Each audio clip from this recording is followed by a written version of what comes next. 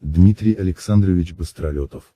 Советский писатель, разведчик-переводчик, врач, внебрачный сын Александра Толстого, племянник известного писателя Алексея Толстого, был одним из самых результативных агентов-шпионов СССР за рубежом. До 1937 года работал на нелегальном положении в государствах Европы, Азии, Африки, Северной и Южной Америки. За работу в Германии награжден орденом АГПУ. Но нам он интересен не работой шпиона во благо СССР, а тем, что в 1938 году Быстролетов был арестован и приговорен к 20 годам лагерей, где написал свою книгу «Пир бессмертных». Быстролетов описывает тяжелый лагерный быт и конфликты двух категорий заключенных: воровского мира и политически заключенных. Напомним, что в годы репрессий Сталина миллионы образованных людей в СССР были осуждены по надуманным статьям и сосланы в лагеря. Там в лагерях сосланного человека ждал другой незнакомый ему воровской мир со своими законами и понятиями. Множество писателей, прошедших лагеря, описывают, как бандитский мир, объединенный и поддерживаемый лагерным начальством, ломал поодиночке людей.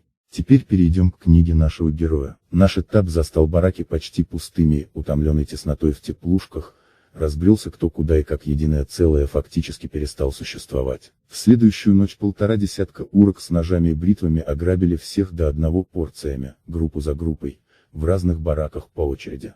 Мы с нетерпением ждали третьего этапа. Наконец и этот этап прибыл.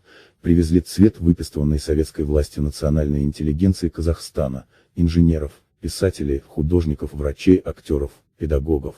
Собрали все лучшее, что было, вырвали с корнем и послали на крайний север умирать в непривычном климате. До этого я никогда не встречал казахов и сразу же, увидев скуластые лица с узким разрезом глаз, вспомнил Эвенков и сказал себе: вот им подбросили пополнение. Но оказалось совсем не то. Не тут-то было. Казахи сложили во дворе свои вещи в одну большую кучу, а сами улеглись вокруг. Ночью явились урки, были встречены стеной кулаков, избитые позорно отступили. Наутро пришло начальство усмирять бунт, уговаривало, угрожало и в конце концов тоже отступило. Казахам был освобожден один барак, и они поселились все вместе, в полном порядке и согласии. За 16 лет моей лагерной жизни это был единственный пример организованного сопротивления контриков начальству и их подручным уркам. Всегда и везде тогдашние контрики вели себя покорно, трусливо, безвольно, как бесформенная каша, как слякоть, и только казахи изменили эту ситуацию.